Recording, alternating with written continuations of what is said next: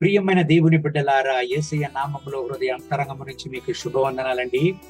కీర్తనల గ్రంథం 1వ కీర్తన 2వ వాక్యాన్ని చదువుకుని ఈ రోజు కొరకు మనము ప్రార్థన చేద్దాం. యెహోవా ధర్మశాస్త్రమునందు ఆనందించుచు దివారాత్రము దానిని ధ్యానించువాడు ధన్యుడు. అవును ప్రియమైన దేవుని బిడ్డలారా, యెహోవా ధర్మశాస్త్రమందు ఆనందించుచు దివారాత్రము ధ్యానించువాడు ధన్యుడంట. ఈ వాక్యము దేవుని యొక్క వాగ్దానం, దేవుని యొక్క వాక్యపు ప్రాముఖ్యతను గురించి వివరిస్తున్నది. దేవుని బిడలారా, దేవుని వాక్యాన్ని మనం చదవాలి, ధ్యానించాలి. దేవుని వాక్యాన్ని చదివి ధ్యానించినప్పుడు ఎలాగ మన జీవితం ఆశీర్వదింపబడుతుందంట.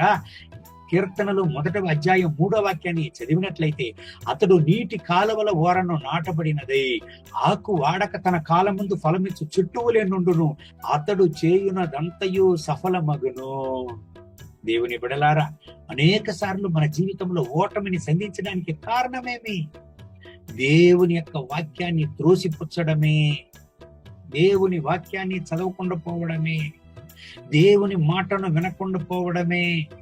నా ప్రియమైన దేవుని బిడ్డలారా, గమనించండి, ఎంతగా మీరు దేవుని యొక్క మాటకు ప్రాముఖ్యత ఇస్తారో అంతగా దేవుడు కూడా మీకు ప్రాముఖ్యత ఇచ్చను.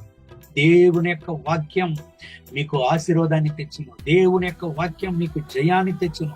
దేవుని యొక్క వాక్యం మీకు సుఖాన్ని తెచ్చును. దేవుని యొక్క వాక్యం మీ జీవితాన్ని మార్చును. అనేక సార్లు అనేక పుస్తకాలను చదువుతుంటాం, కానీ దేవుని వాక్యాన్ని చదువుతామా? దేవుని బిడ్డలారా, దేవుని వాక్యాన్ని చదవండి, దేవుని వాక్యాన్ని ధ్యానించండి. మీ జీవితాన్ని ఆశీర్వదించండి, మీ జీవితాన్ని ఆశీర్వాదములోనికి నడుపును, మీ జీవితాన్ని క్షేమములోనికి నడుపును. ఈ దేవుని వాగ్దానం ప్రకారం దేవుడు మిమ్మల్ని ఆశీర్వదించి ఈ రోజంతా నడుపును గాక. కళ్ళు మూసి ప్రార్థన చేద్దామా.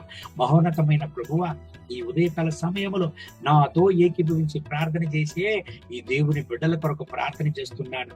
వీళ్ళను ఆశీర్వదించండి, రక్తపు కోటలో దాచుకోండి. మీ కృపా కనికరం ప్రసన్నత అపరిమితంగా వీళ్ళ పైన దిగవచ్చును గాక. నాయన, మీ వల్ల కానిది మీకు అసాధ్యమైనది ఏమీ లేదు నాయనా.